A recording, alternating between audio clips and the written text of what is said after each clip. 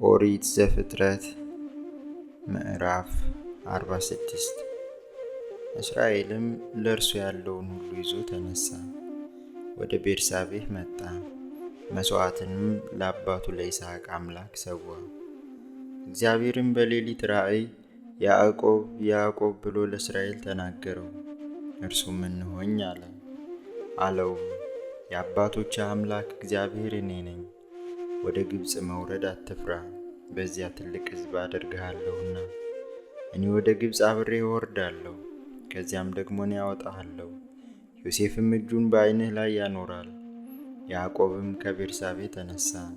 የእስራኤልም ልጆች ያዕቆብን ይወስዱ ዘንድ ፈርዖን በሰደዳቸው ሰረገላዎች አባታቸውን ያዕቆብንና ሕፃናታቸውን ሴቶቻቸውንም ወሰዱ። እንስሳዎቻቸውንም በከነዓን አገር የሚያገኙትን ከብታቸውን ሁሉ ይዘው ያዕቆብና ዘሩ ሁሉ ከእርሱ ጋር ወደ ግብፅ መጡ።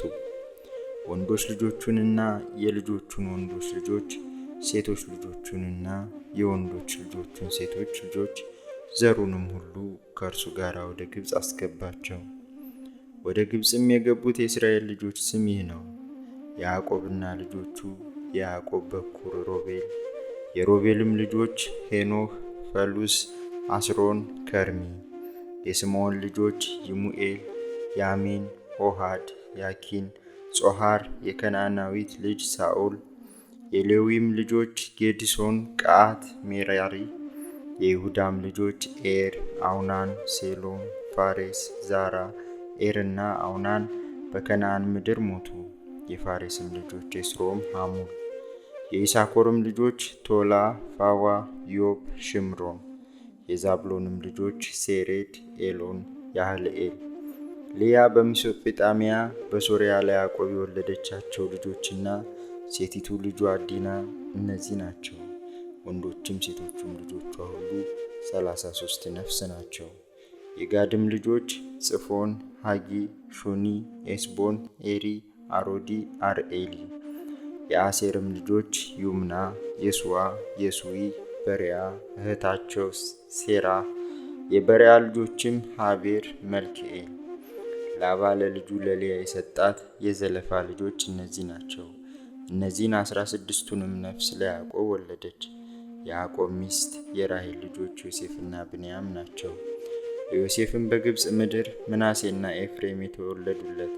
የሄልዮቱ ከተማ ካህን የጲጢፋራ ልጅ አስናት የወለደቻቸው ናቸው። የብንያምም ልጆች ቤላ፣ ቤኬር፣ አስቤል። የቤላ ልጆችም ጌራ፣ ናዕማን፣ አኪ፣ ሮስ፣ ማንፌን፣ ሁፊም። ጌራም አርድን ወለደ።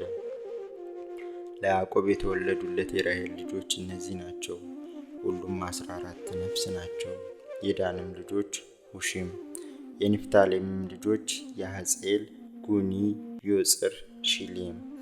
ላባ ለልጁ ለራሔል የሰጣት የባላ ልጆች እነዚህ ናቸው። እነዚህንም ለያዕቆብ ወለደችለት። ሁሉም 7 ነፍስ ናቸው።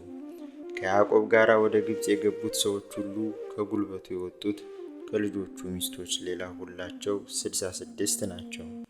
በግብፅ ምድር የተወለዱለት የዮሴፍም ልጆች 2 ናቸው። ወደ ግብፅ የገቡት የያዕቆብ ቤተሰቦች ሁሉ 70 ናቸው።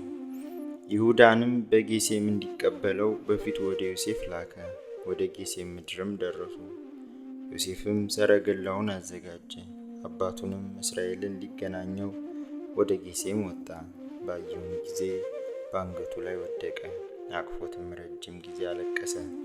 እስራኤልም ዮሴፍን አንተ ገና በሕይወት ሳለህ ፊትህን አይቻለሁና አሁን ልሙት አለው።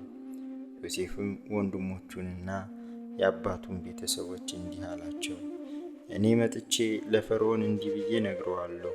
በከነዓን ምድር የነበሩት ወንድሞቼና የአባቴ ቤተሰቦች ወደ እኔ መጥተዋል። እነርሱም በግ የሚጠብቁ ሰዎች ናቸው፣ እንስሳ ያረቡ ነበርና በጎቻቸውንና ላሞቻቸውን ያላቸውንም ሁሉ አመጡ። ፈርዖንም ቢጠራችሁ ተግባራችሁ ምንድን ነው ቢላችሁ፣ በግ ጠባቂ ሁሉ ለግብፅ ሰዎች ርኩስ ነውና በጌሴም እንድትቀመጡ እንዲህ በሉት: እኛ ባሪያዎችህ ከብላቴናችን ጀምረን እስካሁን ድረስ እኛም አባቶቻችንም እንስሳ አርቢዎች ነን።